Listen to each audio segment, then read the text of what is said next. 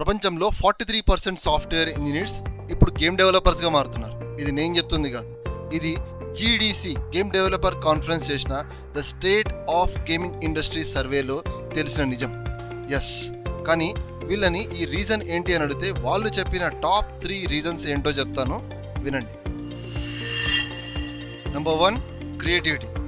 మనలో ఉన్న క్రియేటివిటీని ఒక గేమ్ లాగా తయారు చేయాలని చెప్పి ఎవరికి ఉండదు చెప్పండి. Number 2, passion.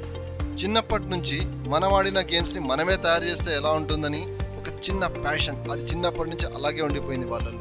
సో వాళ్ళు ఇప్పుడు అవకాశం దొరికింది, వాళ్ళ స్కిల్స్తో గేమ్ డెవలపర్స్గా మారుతున్నారు. Number 3, impact and revenue. మనలో ఉన్న స్కిల్ అండ్ ప్యాషన్ తోటి జనాలను ఇంప్రెస్ చేసి కోట్లు సంపాదించే అవకాశం ఉంది అంటే ఎవరు ట్రై చేయరు చెప్పండి. మరి మీ సంగతి ఏంటి?